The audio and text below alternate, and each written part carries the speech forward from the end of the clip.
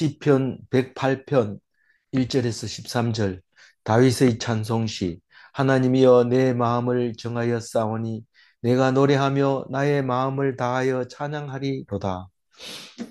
아, 오늘 이 찬송시는 어, 찬, 그 시편 여기만 있는 게 아니고 어, 57편의 일부 끝에 있는 것과 60편의 끝에 있는 것을 모아놨습니다.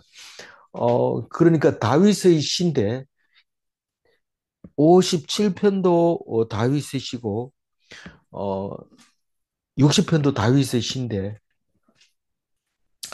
어, 그 일부만 모아가지고 왔는데 에, 이 다윗은 그 분열 왕국이 되기 전에 사울 왕 다음에 다윗 왕이었잖아요.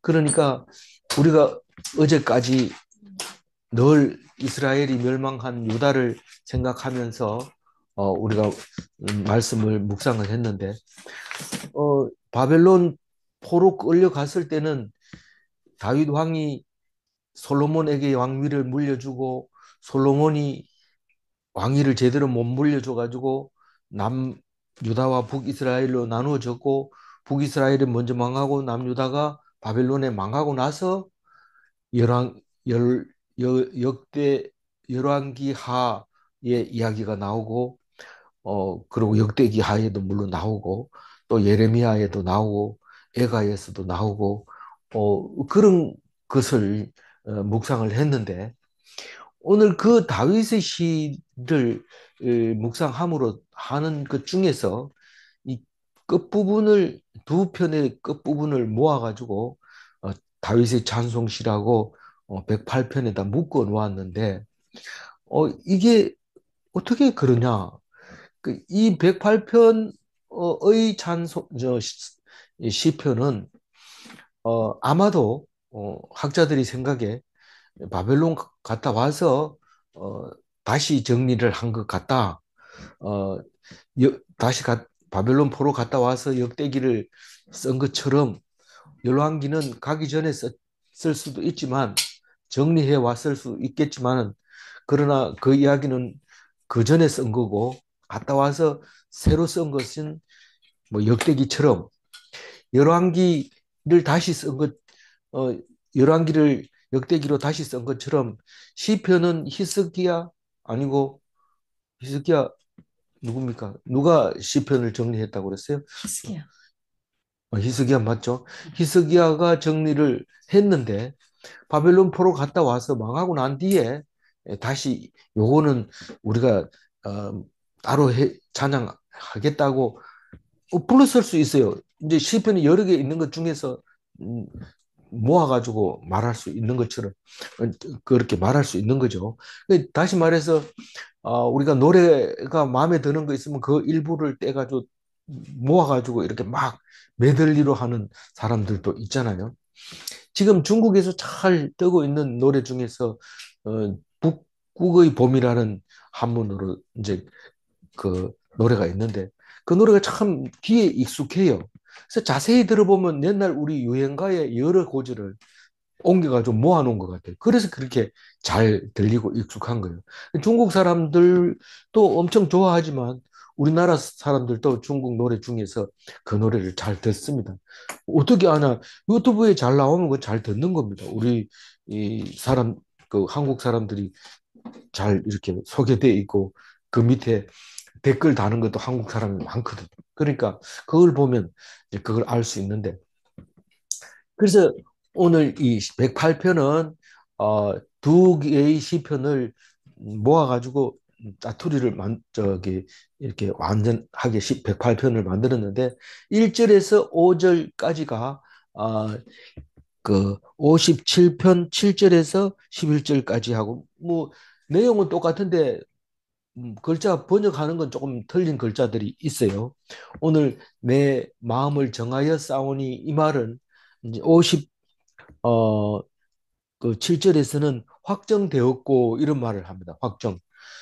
정하였거나 확정했거나 똑같은 말이지만 확정했다는 것은 아주 강력한 어, 그 말이고 정하였다는 건 좀 덜한 거지만 그건 번역할 때 그렇게 할 수 있는 거죠. 어, 그래서 이 확정했다는 얘기는 다윗이 결심했다, 확신했다. 나는 확실히 믿는다. 그 말입니다. 내 마음은 정하였사오니 이제는 사람을 안 믿고 하나님만 믿겠다. 그런 뜻입니다. 정하였사오니 이 말은. 그래서 내가 노래하면 유행가 불러도 되냐? 그게 아니고 하나님을 찬양하며 이 말입니다. 내가 노래하며 나의 마음을 다하여 찬양하리로다. 하나님을 찬양하는데 그냥 화장실에 앉아가지고 이렇게 부르는 거나 뭐 이런 게 아니라 진짜 마음과 뜻과 정성과 힘과 목숨을 다해서 에, 그 하나님을 찬양하겠다. 그런 말입니다. 그러니까 이제는 하나님만 의지하겠습니다. 그런 노래인 거죠. 2절 읽어볼까요? 비파야 수고마 깰지어다. 내가 새벽을 깨우리로다. 뭐 이게 이제 어, 그 새벽을 깨우리로다 또 혹은 일어나라 뭐 이런 제목으로 부흥회를 많이 합니다. 새벽을 깨우리라.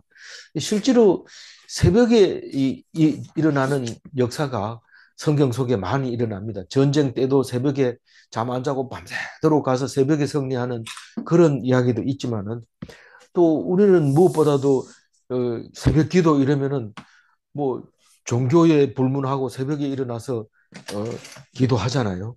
그리고 그것보다도 더 중요한 것은 새벽형 인간 이래가지고 성공하는 사람들이 새벽형 인간이라는 걸 알 수 있습니다. 그 중에 황무석 박사가 새벽형 인간을 센세이션을 일으켰죠. 그때 대단했습니다. 우리가 연구하고 이럴 때인데 그 연구를 그렇게 하는 것처럼 본을 받아라 이랬는데 참 황우석 박사 대단한 사람입니다. 근데 문제는 아무리 훌륭하고 아무리 머리가 좋다 하더라도 이 하나님을 안 믿으면 다 무너지고 넘어지게 돼 있습니다. 그 사람이 교회 나가는지 그거는 모릅니다. 제가 안 믿는다고 얘기하는 게 아니고 그 그게 세상을 의지하니까 그렇게 넘어가 버립니다.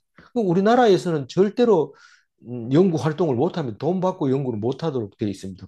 법에 이제는. 점 하나 찍는 것 때문에 점 하나 딱 옮겨 찍고 싶어가지고 그 데이터, 그 결과가 옮겨 6억은 얼마든지 일어납니다. 모든 연구가 다 그렇습니다. 그것을 옮겨 찍고 싶은 마음이 꿀떡 같지만 정말 옮겨 찍는다는 게 뭔 말이냐 이러면 뭐 아무나 뭐 들려지는 건 아닙니다만은 데이터가 이 10단위로 나와야 되는데 1단위로 나오게 되면 그 논문이 가치가 없는 건데 그건 점만 옮겨 찍으면 되는 겁니다. 데이터 딱 그대로 만들어 놓고 점만 옮겨 찍으면 되는데 황우석 박사는 그거를 시킨 거예요.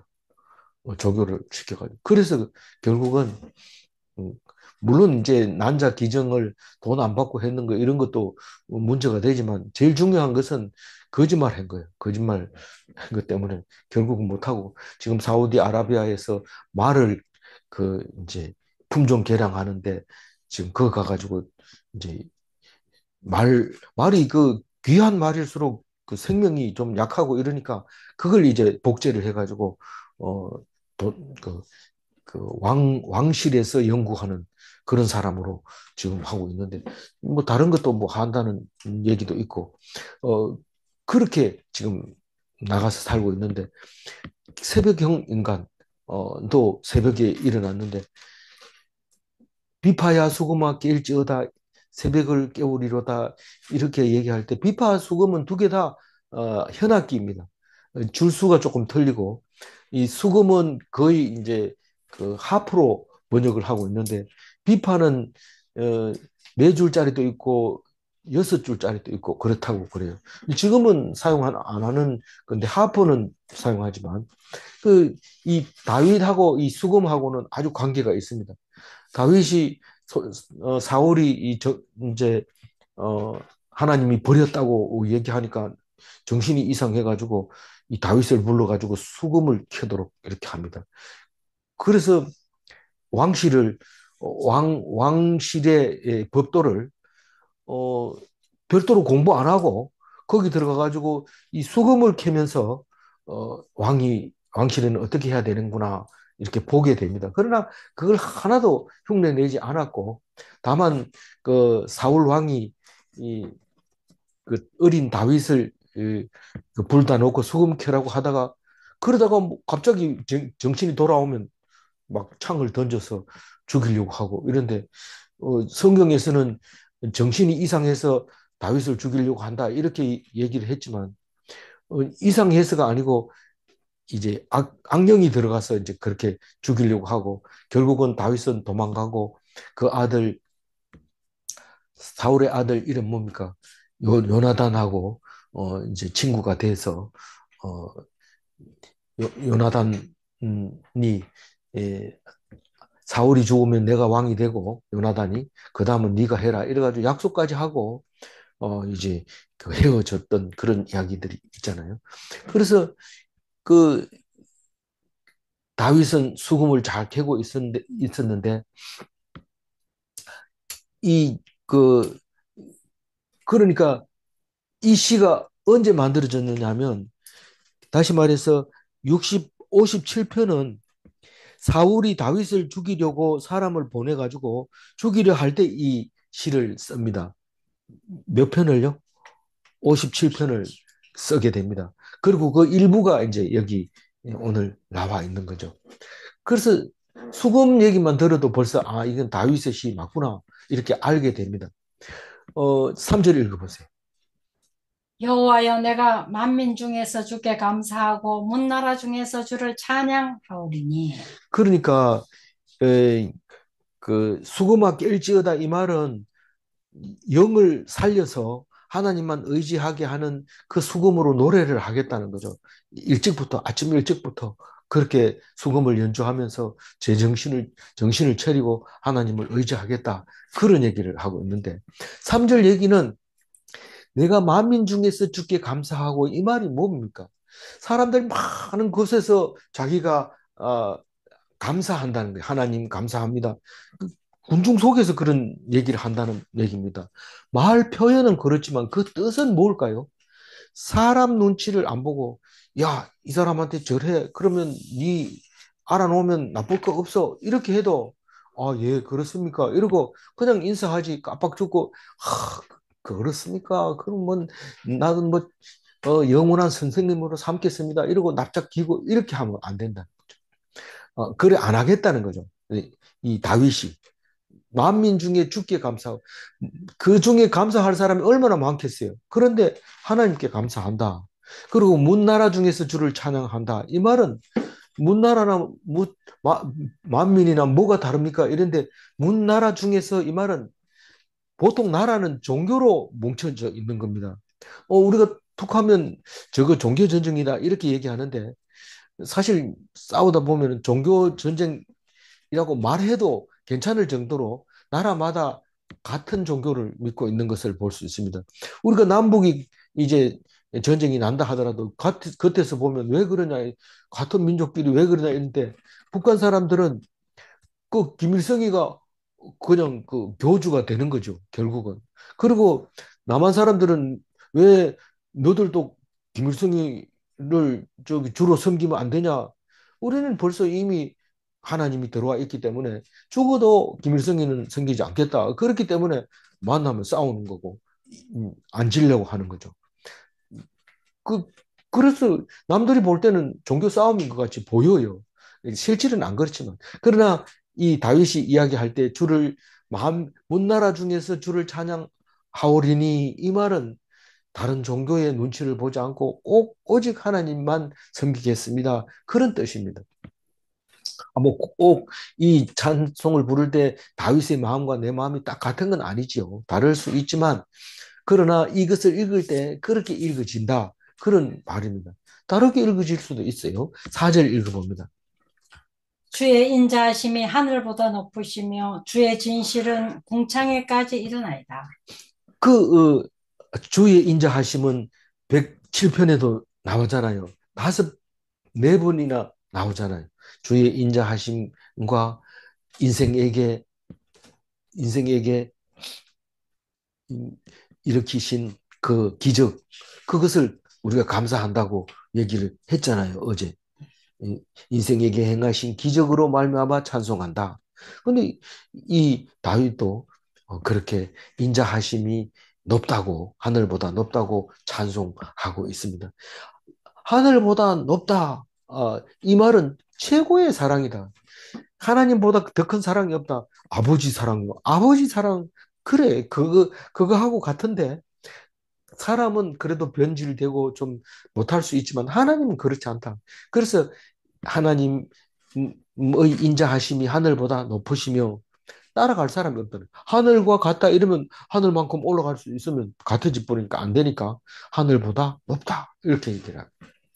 주의 진실은 궁창에까지 이르나이다. 이 주의 진실은 진실하고 신실하고 우리나라 말은 틀리지만 어, 그걸 번역하면 신실도 되고 진실도 되고 그렇다는 거예요. 그 좋은 혹은 분명한 정말로 이런 뜻입니다. 그 주님은 정말로 어, 좋은 사람이다.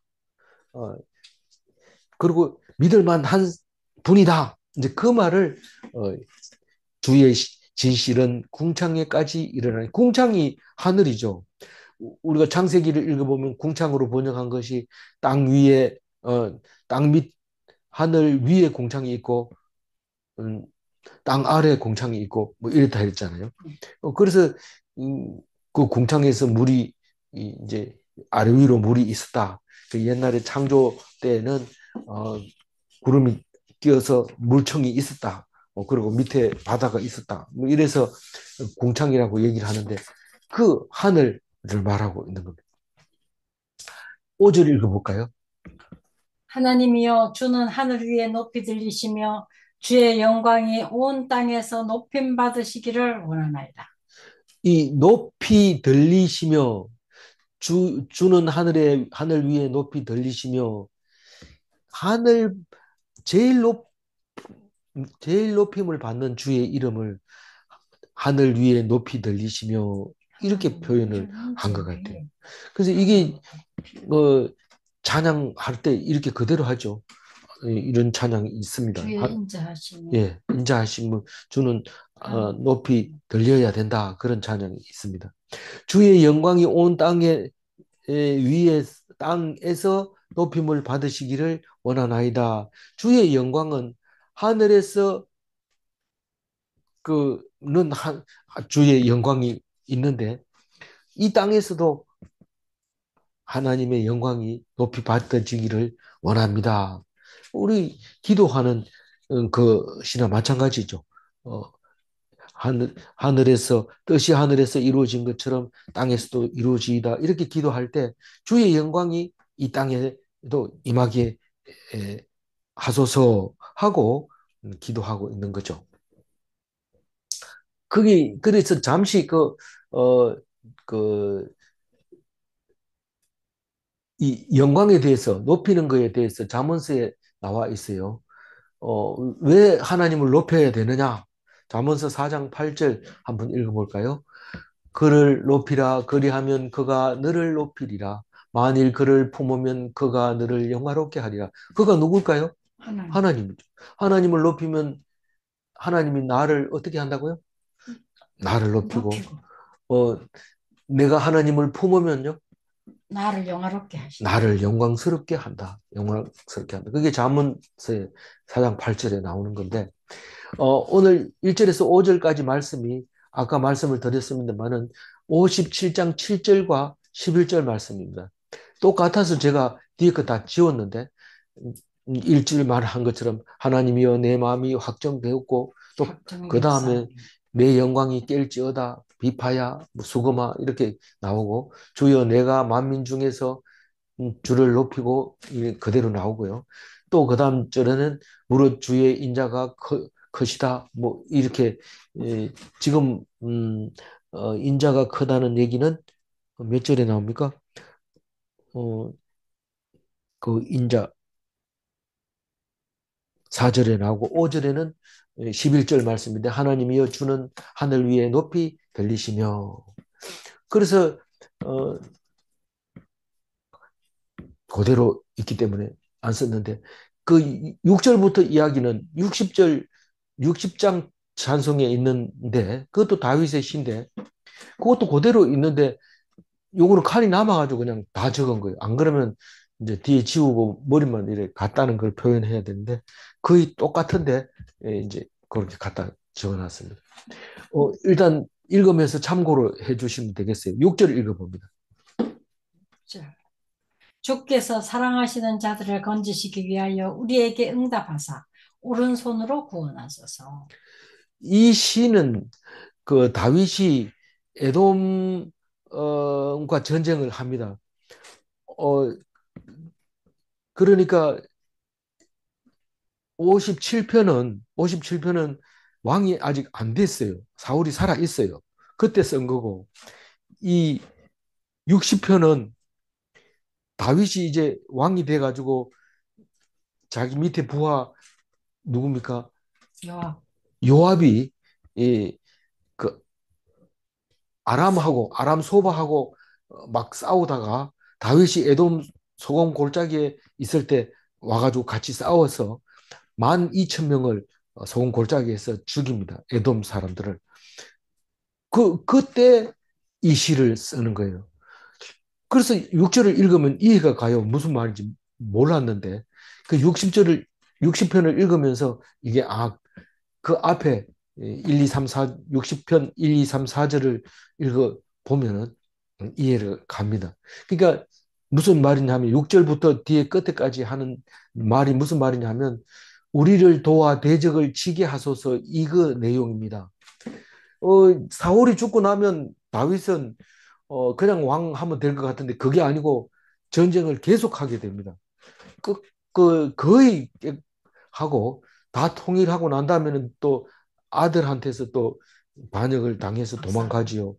압살롬 때문에 도망가죠. 그래서 이 다윗은 거의 전쟁을 하다가 끝마칩니다. 그래서 솔로몬한테 그 얘기합니다.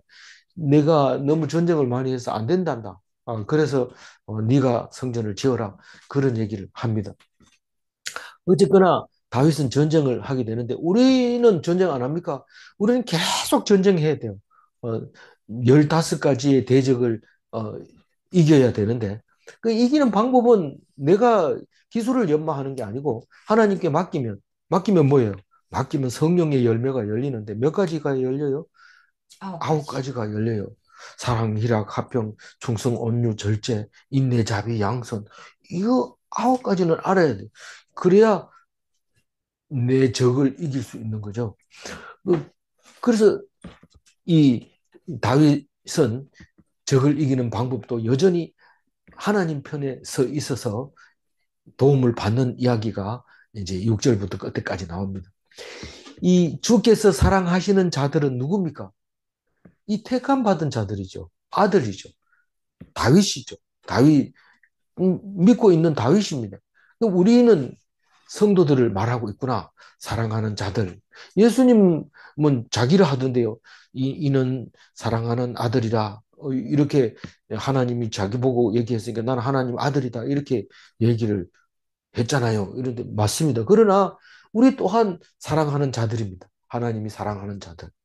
예수님이 우리를 보고 본을 보여준 것 뿐이지 예수님은 특별한 게 아닙니다. 하나님이 아들이라면서 우리도 아들이라니까. 그러니까 그게 그런 말 하지 마세요. 그건 신성모독입니다. 네가 바리새인이구나. 바리새인은 예수님을 하나님 아들이라 한다고 해가 신성모독을 해서 죽이잖아요. 그러니까 우리는 지금 예수 믿는 사람은 바리새인이 돼서는 안 되는 거예요. 그럼 예수님을 또 죽이는 거 되는 거죠. 건지기 위하여 우리에게 응답하사 오른손으로 구원하소서. 오른손으로 구원하소서 이 말은 우리를 구원하여 옳다함을 받게 하소서 이 말입니다. 오른손이 하는 것은 옳은 거예요. 그럼 오른손으로 구원했으면 그 사람은 옳다고 인정하는 거예요. 내가 옳은지 그른지 모르지만 하나님이 나를 오른손으로 구원했어. 그러면 나는 옳은 거야. 그렇게 얘기하는 거죠. 그래서 남들이 볼 때는 또 남들이 보는 거 아니라 누가 봐도 이거는 이겨야 될 이유가 없는데 이겨버립니다. 그러면 그게 제다카가 아니잖아요. 제다카가 아니지만 미시파트다라는 겁니다. 그 미시파트가 하나는 공의이고 하나는 정의인데 뭐 우리말로는 비슷하기 때문에 구별을 못하지만 이 미시파트 를 행하는 손, 다시 말해서 사람들이 이해할 수는 없지만 하나님이 하시는 것은 미시파트고 공의입니다. 그렇게 해달라는 거예요. 그러니까 6절 말씀은 하나님을 쪼르는 게 아니고 내가 하나님 편에 서 있음으로써 하나님은 내 편이 된다는 뜻입니다. 하나님 보고 오른손으로 구원하소서 이럴 때 나는 가만히 있는 게 아니고 내가 하나님 편에 서겠다는 뜻으로 이런 말을 하는 거죠. 7절 읽어보세요. 주 하나님이 그의 성소에서 말씀하시되 내가 기뻐하리라 내가 세겜을 나누며 숫꽃 골짜기를 측량하리라. 그 7절부터 얘기는 애매하고 이 말이 와닿질 않아서 이게 뭔 뜻인가 그런데 하나님이 그의 성소에서 말씀을 하시되 지금 뒤에 나오는 동네 이름이 하나, 둘, 셋, 넷, 다섯, 여섯, 일곱 세겜, 모압 다음에 몇 개, 숫꽃, 전부 몇 개래요? 일곱, 여덟, 아홉, 세, 어, 기랍, 여덟 개, 모압, 여덟 개. 에돔, 블레셋, 여덟 개 맞죠? 둘, 예. 셋, 넷, 하나, 둘, 다섯, 셋, 넷. 여섯, 일곱, 여덟. 예. 예. 이 여덟 개의 땅을 다윗 네 손에 주겠다. 네 다윗 왕에게 내 이 여덟 개 성읍을 너에게 주겠다 이 말입니다. 그걸 언제 했다고요? 그의 성소에서 말씀하셨다는 거예요. 성소에서 너는 제사장도 아닌데 어떻게 그거를 들을 수 있냐? 왕은 그거를 들을 수 있었다는 거예요. 제사 그러니까 다윗은 제사장 노릇까지 한 거예요, 사실은. 거기 보면은. 그래서 그 왜냐하면 그 법궤를 옮겨가지고 그 예루살렘으로 옮겼잖아요. 그 다윗이 했잖아요. 그 제사장이 한 게 아니에요. 그러니까 제사장 역할까지 한 거예요. 그래서 성소에서 다윗이 들었습니다. 그러니까 다윗 같은 사람이 우리에게는 최고의 목표입니다. 그래서 다윗 같은 왕 같은 제사장, 그거를 예수님이 너희들이 그렇게 돼야 된다. 이렇게 얘기할 때 다윗하고 다윗이 같은 제사장은 예루살렘 시온성에는 있어야 되죠. 근데 시온성은 아니라는 게 확실하니까 결국은 우리가 성소로서 다윗 왕 같은 제사장으로 살아라는 거죠. 근데 이 1차적으로 7절에서 말씀하시는 것은 성소에서 말씀하시되 이 말은 하나님이 계시로 말씀하시고 그 말씀이 명령으로 들려진 겁니다. 다윗에게는. 다윗이 하나님이 하시는 말씀을 딱 들으니까 나에게 한 거고 그게 하나님이 하신 말씀이고 그게 명령이었고 그게 계시였다는 겁니다. 근데 노래할 때는 이렇게 얘기해요. 하나님이 그의 성소에서 말씀하시되 내가 기뻐하리라. 하나님이 기뻐한다는 거예요. 뭘 그렇게 기뻐하냐? 그러면 내가 지금부터 얘기하는 것을 기뻐한다는 거예요. 내가 세겜을 나누며 사실 읽어봐도 우리는 잘 모릅니다. 무슨 뜻인지 모르고 주석에서도 뭐 무슨 뜻인지 모른다 이렇게 얘기하고 그냥 생각나는 대로 이렇게 표현해 놨는 게 있는데 저는 오늘 뭐 이거 읽으면서 나름대로 또 주석 보다가 더 생각나는 것들이 있어서 이야기를 하고 있는데 뭘 기뻐하느냐 하면 세겜을 기뻐하겠다. 숫꽃을 기뻐하겠다. 기뻐하리라. 이 말입니다. 그럼 세겜에서 뭐가 좋아가지고 세겜 그랬습니까? 세겜을 나누며 이랬는데 세겜 이름은 나누는 게 생각이 난다는 거예요. 그, 세겜과 숫꽃과 길르앗과 므낫세와 에브라임과 유다는 네가 가서 차지해라. 이렇게 명령을 안 내리고 내가 기뻐하리라 그러는데 세겜을 나누며 이러는데 세겜이 뭘 나눌까요? 세겜은 부엘세바에서 하맛 어기까지가 이스라엘 땅인데 그 중간이 세겜입니다. 그래서 세겜에서 일어난 일들은 우리가 잘 압니다. 세겜의 아버지 그 하몬. 디나를 범하고 세겜에서 사람들을 다 죽이는 일이 있었죠. 예, 그리고 그 어쨌든 세겜이라는 동네는 남과 북을 나누는 그런 곳이에요. 그래서 세겜을 나누며 이런 생각이 난다는 거지. 이 내용이 세겜을 나눈다는 뜻은 아무도 모릅니다. 사실은 뭔 말인지. 그러나 우리는 세겜을 나누면 이러면 남북을 나누는 세겜 그거를 하나님이 기뻐하는구나. 이렇게까지는 읽을 수 있습니다. 숫꽃 골짜기를 청량하리라. 이 숫꽃이 어디입니까? 그 야복강 하류에 있는 요단강 동편에 있는 겁니다. 골짜기. 요단강 동편 야복강 하류에 있는 숫꽃이 있는데 이 숫꽃은 가장 생각이 급히 떠오르는 거는 물론 나중에 이제 뭐 여기서 모래를 채취해 가지고 거기서 이제 그 뭡니까 주물 사러 거기서 채취하기도 합니다. 그런 그 복잡한 얘기는 할 필요 없고 다윗이 이 그 야복강에서 천사와 씨름하고 형을 만나서 화해를 하고 형님 먼저 가세요. 내가 따라갈게. 이래 놓고는 우측으로 방향을 틀어가지고 숫곳에 와서 쉽니다. 그 숫곳이 그 우리간이라는 뜻인데 거기에서 뭐 골짜기를 청량하리라 이렇게 얘기하냐면 거기서부터 이제 내가 에돔 쪽으로 갈 거냐 요단강을 건너서 서쪽으로 갈 거냐 자기 나름대로 생각을 해봤다는 거죠. 그래서 청량의 기점이라는 거예요. 야곱의 수경지 수경지 청량의 기점 이게 생각이 납니다. 그래서 뭐 이게 너무 깊이 생각하지 말고 그냥 시처럼 숫꽃 골짜기를 청량하리라 이거 할 때 운율이 딱 맞아가지고 이건 만약에 세겜 앞에다가 뭐 길르앗을 넣는다든가 이렇게 하면 이게 틀리게 되죠. 그래서 운율이 딱 맞게 이렇게 하다 보면 이렇게 말이 나오는데 그럼 그 운율이 맞게 만들어 놓은 그걸 번역을 해 놓으니까 이해가 갈 리가 없죠.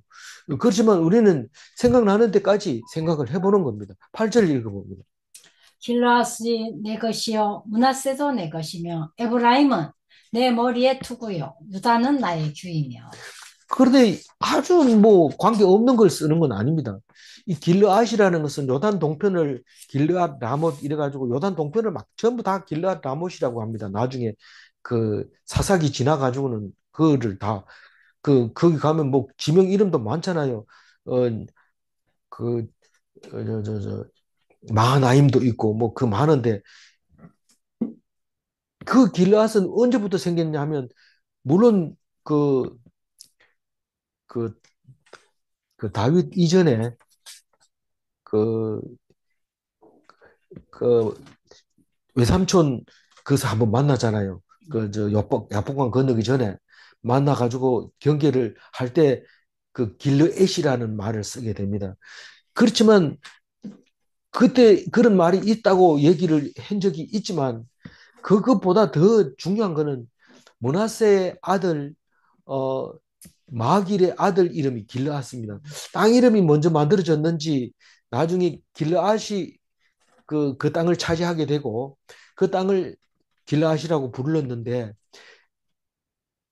그 창세기에서 다 저기 야곱이 그 외삼촌을 만났을 그때 길르앗이라고 불렀던 것을 땅 이름을 따가지고 와서 이름을 불렀는지 이 마길의 아들 이름을 먼저 지어가지고 땅을 주고 길르앗이라고 부르고 있는데 나중에 창세기를 기록하면서 그 땅의 이름을 땡겨왔는지 그건 알 수 없지만 비슷해요. 길르앗, 길르앗 그리고 땅 이름도 비슷하고 땅도 같고 그래서 어원이 어디서 나왔느냐는 생각을 해봐야 되고 생각나는 대로 써야 되죠. 그러나 어쨌든 요단 동편 이름은 길르앗이 딱 떠오르는. 그러니까 다시 말해서 요단 동편의 대표가 길르앗입니다. 그리고 므낫세도 내 것이요. 이런데 이 므낫세는 이 인구가 많아가지고 언제 땅 분배 받을 때 다시 말해서 모세가 이스라엘을 요단 동편에 갖다 놓고 므낫세 반지파를 두 지파 반 할 때 므낫세가 반지파를 차지하게 됩니다. 그리고 반지파는 요단강 건너 서쪽에다가 또 반지파를 차지하게 해 주십니다. 그래서 므낫세도 내 것이요 이 말은 어, 하나님의 것이라는 거예요. 하나님의 백성이라는 거예요. 그러니까 당연히 다윗이 네가 차지해야 된다 그 나라를. 자기는 하나님은 내 것이라 했는데 다윗은 자기가 차지해야 되는 줄 알고 있어요. 하나님이 내 것이라 하는데 왜 저것을 내가 차지해야 된다고 생각했을까? 지나놓고 보면 우습지만은 이 다윗은 하나님이 하는 내 것이다 이러면 그게 자기 거라고 생각하고 목숨을 걸고 하는 거죠. 그게 그 생각을 자기가 한다고 해서 되는 게 아니고 하나님이 그런 마음을 주는 거예요. 그런 마음을. 그래서 이것을 다 차지하게 됩니다. 이 노래를 부르면서 전쟁을 하고 그렇게 하면서 차지하게 됩니다. 그래서 에브라임은 뭡니까? 므낫세하고 에브라임은 형제잖아요. 누구의 아들요? 그 요셉의 아들. 요셉의 아들인데 므낫세가 형이요, 에브라임이 형이요. 문하세. 므낫세가 먼저 나왔는데 축복을 에브라임에게 해주잖아요. 누가요? 야곱이 할아버지가 할아버지인데 두 사람을 축복하니까 요셉이 아버지 그 오른손을 므낫세에게 올려야 됩니다. 나도 그런데 안다. 오른손을 에브라임한테 올리면서 나도 안다. 이러면서 에브라임은 크게 될 거다. 이런 얘기를 하는데 에브라임은 북이스라엘에서 대표 나라입니다. 북이스라엘의 대표 나라. 아직은 북이스라엘이 되려면은 좀 시간이 있어야 돼요. 시간이 있어야 되지만 와서. 예? 예. 예, 북이스라 이건 지금 다윗 때의 얘기지만 80년 남았다 봐야 돼. 예, 한참 뒤에 이제 남유다가, 아니, 솔로몬, 자기가 이제 40년 하고 솔로몬이 40년 하고 난 다음에 남북으로 갈라졌을 때 북이스라엘의 대표가 에브라임이 됐으니까요. 어, 유다는요, 유다는 그래서 내 머리라고 얘기를 합니다. 에브라임은 내 머리에 투구요 이런 머리에 이 철모요 이런 뜻입니다. 내 머리에 철모. 에브라임은 철모요. 우리가 가하면 뭐 이해하시겠다. 나하면 뭐고 이런 노래할 때 쓰는 거나 마찬가지입니다. 관계 없는 건데 그걸 그렇게 부르는 거죠. 이게 노래로 불렀으니까요. 내 머리에 투구요. 에브라임이라는 뜻이 이게 내 머리에 투구라는 이런 내용 발음이 나는지도 몰라요. 유다는 내 규명. 근데 의미는 또 그게 머리라고 하니까 또 그런 생각이 들기도 하고요. 유다는 나의 규명. 규를 지금 규라고 번역했지만 전에는 홀이라고 번역을 했어요. 이 왕이 이 막대기를 마치 그 이어 달리기 할 때 바톤을 같이 생긴 건데 막대기를 이렇게 들고 있으면 그게 왕의 표시입니다. 그걸 들고 있는 사람의 말을 안 들으면 다 죽일 수 있는 거죠. 그게 이제 통치권이죠, 규가. 그런데 이 유다는 하나님이 뭘로 통치를 해요? 말씀으로 통치를 합니다. 그래서 유다는 말씀을 가지고 있어요. 그래서 그게 규라고 표현을 해도 되는, 다시 말해서 통치자를 상징하는 법, 말씀, 그리고 나중 여러 번 얘기하지만 제사장 나라로서 이런 노래인 것 같아요. 8절이. 9절 읽어볼까요?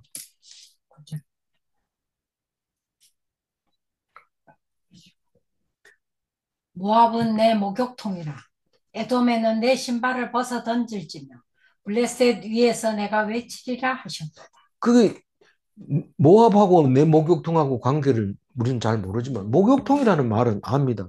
근데 이게 뭐, 뭐, 전부 다 모르겠다 이러고 안 쓰고 그렇게 하는데 이 말은 제가 보니까 발 씻는 목욕통. 다시 말해서 막 쓰는 그릇이라니까 막 어떻게 쓰냐. 마구 쓰는 거죠. 여기 썼다 저기 썼다.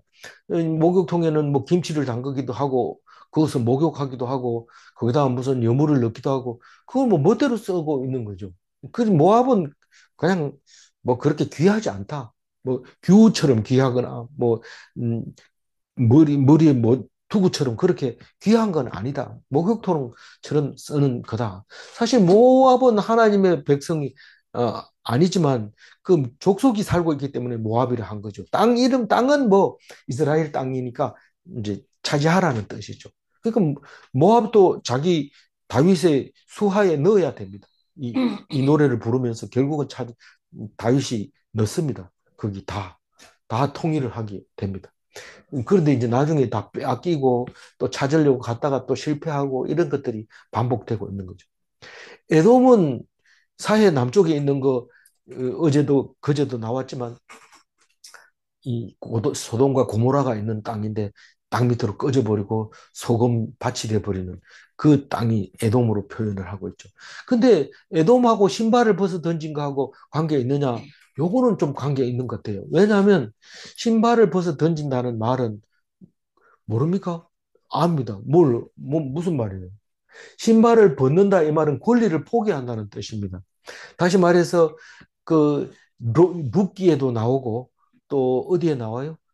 민수기에도 나오는데 이 자기가 그 기업을 물어야 되는데 안 묻게 되면 포기할 때는 신발을 벗는데 신발을 안 벗고 난 포기한다 이러면은 그거 가가지고 신발을 벗깁니다. 벗겨가지고 책임을 질 사람, 기업 물을 사람한테 주는 거죠. 그 발 앞에 던지는 거죠. 그러니까 에돔은 사실상 아브라함의 손자 이삭의 아들이니까 야곱의 형이잖아요, 에돔이. 네. 그러니까 기업 물으려고 하면 제일 가까운 사촌이거든요. 그러니까 형제거든요. 그래서 형제가 이스라엘을 대표해 이스라엘의 기업을 물어서 꼭 신발을 신고 있어야 되는데 내 신발을 벗어 던질지며 이 말은 에돔이 뭐 어떻다는 게 아니라 신발을 벗어 던진다는 생각이 딱 들면서 아, 기업하고 관계 있으니까 제일 가까운 사람 이렇게 느껴진다는 거잖아요. 그러니까 아무 말이나 써가지고 운율을 맞춰서 노래를 한다 할지라도 그래도 아주 없는 것을 갖다 붙이지는 않는다.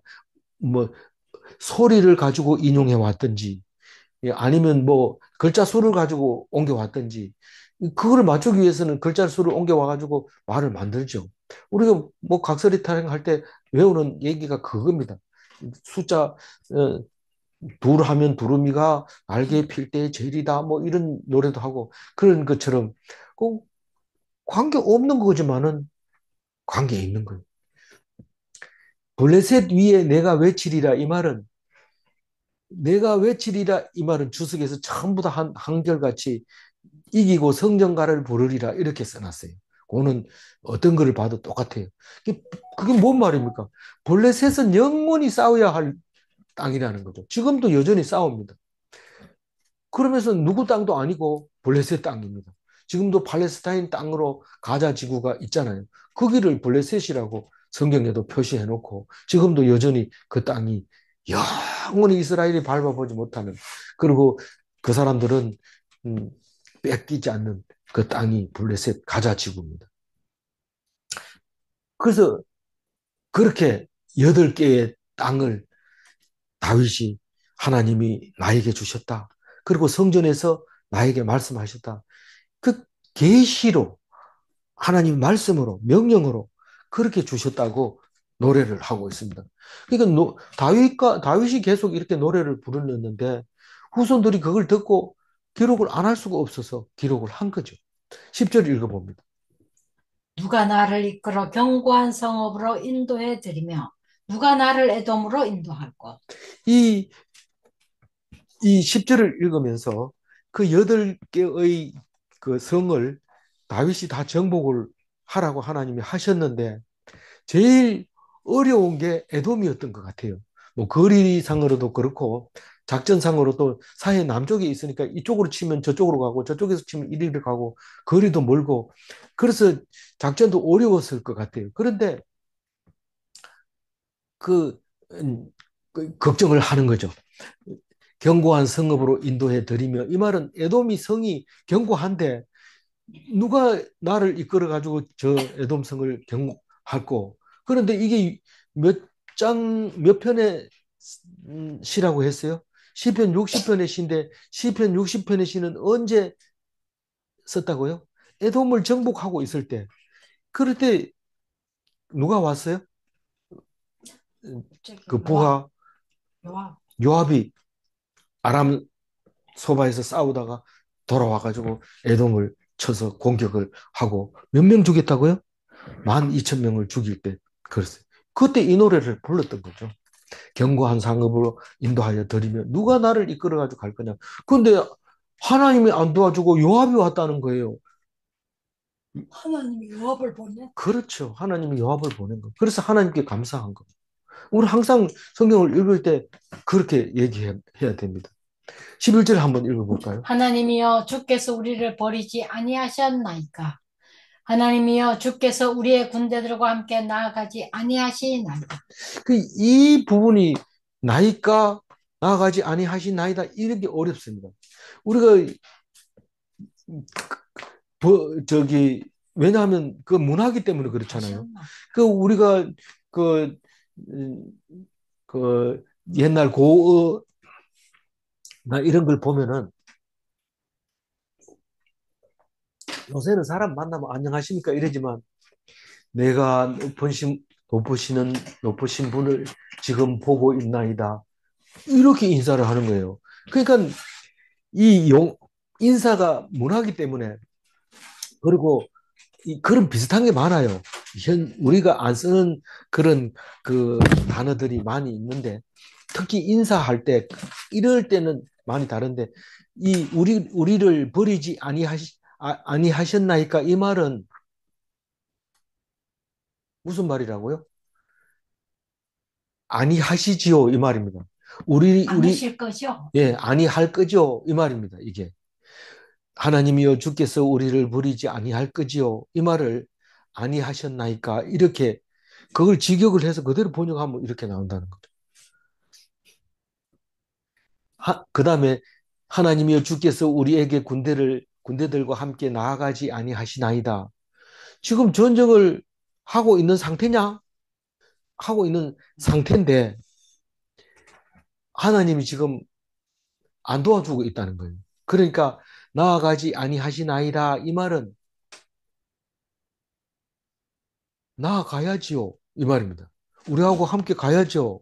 그 말을 이렇게 한 거예요. 근데 그렇게 읽어버리면 말이 돼요. 다시 말해서 하나님이여 주께서 우리를 버리지 어, 버리지 우리를 않으실 거죠? 우리를 버리지 아니하실 거죠. 하나님이여 주께서 우리 군대와 함께 나가야죠. 이렇게 읽으면 됩니다. 그런데 이 기도가 그냥 우리가 억지로 글자만 고쳐가지고 읽고 이해만 한다는 게 아니라 아주 하나님을 또 안 믿는 게 아니에요. 이게 지금 확정되어서 지금 하고 있는데 이 노래를 하는 걸 붙였다는 것은 이거는 의심으로 하는 기도가 아니라는 거죠. 나 같이 가실 거죠가 그게 의심으로 하는 게 아니고 확신하고 간절하게 기도하는데 그게 속이 타서 기도하는 거예요. 그러니까 이게 예수님의 겟세마네 기도하고 닮았다는 거예요. 얼마나 힘들면 이런 기도를 하겠니? 그러니 예수님 몰래 십자가 지러 왔다면서요. 뭐 고민할 게 뭐 있어요. 주세요. 이렇게 하면 되는데 그게 아니고 내 마음이 매우 고민하여 죽게 되었다고 얘기를 합니다. 마태복음만 그런 게 아니고 누가복음에도 해놨어요. 이 겟세마네 동산에 가가지고 이제 일은 다 버리려 나갔고 이제 죽어야 되는데 지금 조금 몇 시간 안 있으면 이제 잡으러 올 텐데 죽게 된 거예요. 고민이라는 말을 다른 데는 잘 안 쓰는데 그것만 썼어요. 이 고민이라는 말 자체가 굉장히 쉽지 않은 말이거든요. 지금 내가 십자가를 져야 되는데 정말 고민된다 이 말이죠. 그래서 죽을 정도로 고민이 됩니다. 그게 겟세마네 기도인데 이 11절을 읽으면서 다윗이 그렇게 속이 타고 이게 진짜로 이겨야 되는데 그 해산하는 산모의 산통과 같은 그런 느낌이 들잖아요. 11절이. 예수님이 겟세마네 기도가 산통이죠, 사실은. 12절 읽어봅니다. 우리를 도와 대적을 치게 하소서. 사람의 구원은 헛됨이니이다. 그러니까 하나님이 우리를 도와서 대적을 쳐야 되지. 사람의 구원은 그건 뭐 이겨도 이게 아니다. 그 얘기를 합니다. 근데 만약에 하나님이 도왔는데 졌다. 그럼 하나님이 진 거기 때문에 우리는 상관없습니다. 근데 이겼다. 이런 거 하나님이 하신 거니까 우리는 하나님이 도우심을 찬양하기만 하면 됩니다. 근데 다른 데는 우리라는 말을 안 쓰고 여기 대적만 나오면 우리라고 말합니다. 그러니까 우리는 하나님 앞에서 그러니까 믿는 사람이라는 얘기예요. 죄가 있다는 것을 믿는 사람인데 여기서 뭐 죄 얘기하면은 앞뒤가 어울리지 않으니까요. 그러니까 우리는 하나님의 아들들, 오직 하나님만 의지하는 우리들, 그걸 말하는 겁니다. 하나님만 의지하지 않고 자기 힘으로 쓰는 사람은 여기 우리가 아니고, 하나님만 의지하는 우리를 하나님, 도와서 대적을 쳐서 이기게 하소서. 그러니까 우리는 제일 공동체. 원수를, 원수 갚는 것은 누구의 몫이라고요? 하나님. 하나님이 해주시는 거예요. 우리가 할 수가 없어요. 근데 사람이 구원을 자꾸 저 사람 불러다가 하면 이깁니다. 저 사람 아니 그게 어떻게 하냐 하면 블레셋을 이기기 위해서 모압 군대를 좀 도와달라 이러고 모압을 이기기 위해서 에돔을 좀 도와달라고 이러면 될 것 같은데 그거 헛일이에요. 이기고 나가지고는 힘 생겨가지고 또 공격합니다. 지금 우리가 북한이 그 소련으로 가는 건 제일 겁나는 게 뭐냐면 그 사람들이 훈련시킬 필요 없잖아요. 그가 돈 받고 그냥 싸우잖아요. 그럼 훈련되잖아요. 살아서 돌아오면 그다음부터는 강력한 그 군대가 되기 때문에 그걸 제일 겁나하는 거죠. 제일 겁나하는 건 그걸 겁나합니다. 죽는 사람은 괜찮은데 그, 그 살아온 사람들은 완전히 전투력을 가지고 돌아오기 때문에 그걸 제일 겁나는 거죠. 그래서 이 하나님의 그 구원은, 사람의 구원은 헛된 거예요. 이 사람 보고 도와달라. 지금 만약에 북한 병사가 가가지고 잘 싸웠다면, 그다음부터는 그 소련이 러시아가 북한에게 꼼짝을 못하고 하라는 대로 해야 되죠. 근데 소련이 이름이 뭡니까? 러시아가 이름이 소련이잖아요. 소련이 속입니다. 말도 잘 안 하고 끝까지 거짓말하고 급할 때 내몰라라 하는 그렇게 어떻게 아냐? 여태까지 지금 우리나라가 이렇게 된 것도 다 그렇게 한 거예요. 그러니까 우리는 사람의 구원 다 헛된 거라는 것을 기억해야 됩니다. 마지막 13절 읽어봅니다. 우리가 하나님을 의지하고 용감히 행하리니 그는 우리의 대적들을 밟으실 자이심이로다. 그러니까 우리는 하나님만 의지하는 거예요. 의지하고 다만 꼭 필요한 것은 뭐 무기를 만든다든가 작전을 세운다든가 사람을 의지한다든가 그렇게 하지 않고 용감하게 싸우는 거예요. 하나님만 의지하고. 뭐 바보같이 싸우는 거예요. 그냥 하나님만 의지하고 용감하게 두려워하지 않고 싸우는 거. 그게 내 몫이에요. 그럼 나는 지금 하나님 말씀만 붙들고 있으면 나머지는 하나님이 다 해결해 준다는 거죠. 그는 누구기 때문에? 우리의 대적을 밟으실 자. 우리의 대적을 밟으실 자가 누구예요? 모든 원수는 하나님이 갚으시는 그분이기 때문에 우리는 그분을 의지하고 용감하게 자신 있게 싸우는 거다. 남들이 볼 때는 그게 아니지만 음, 다윗은 그것을 확신하고 의심하지 않고 어, 그렇게 확답을 하나님 내가 의심해서 그런 것이 아니라 확실하게 얘기해 주세요. 용감하게 나가서 싸우면 됩니까? 그 얘기하고 있는데 말 안 해도 용감하게 싸우라고 했다. 그러고 나가는 거죠. 12절 읽고 마무리할게요. 우리를 우리를 도와 도와 대적을 대적을 치게 치게 하소서. 하소서. 사람의 사람의 구원은 구원은 헛됨이니. 헛됨입니다. 하나님이 우리를 도우시면 반드시 이깁니다. 사람의 도움으로 이기면 헛것입니다. 질문합니다. 내 힘으로 이기면 하나님이 싫어하시는가? 하나님, 내 힘으로 하면 하나님 싫어합니다. 네 잘한다, 네 잘해봐라. 뭐, 질문 2. 하나님은 우리를 도우시기를 원하는가? 지멋대로 하도 놔두지 왜 자꾸 도와주려고 그래요? 도와주기를 원하니까요. 아니, 뭐 자기 힘으로 하려고 그러는데 그래도 도와주려고요. 하나님의 마음입니다. 안 도와주면 나는 도만 주면 내 이러면 하나님 싫어하죠. 도와주세요 이러면 그거 좋아하죠. 비슷한 사람이 있는 것 같아요. 기도하겠습니다. 하나님, 이 다윗의 시편을 통해서 하나님의 마음을 깨닫게 하시고 하나님의 사랑을 깨닫게 해주셔서 감사합니다. 우리 마음대로 하려고 하지 말고 내 마음을 의지하고 내 지식을 의지하고 내가 사람을 의지해서 사는 것이 아니라 하나님을 의지해서 살 때에 반드시 형통하고 승리하고 이기고 그렇게 될 것이라고 믿사오니 다윗처럼 신실하게 믿을 수 있게 하시고 형통하게 도와주시옵소서. 감사드리옵고 우리 주 예수 그리스도 이름으로 기도 올리옵나이다. 아멘.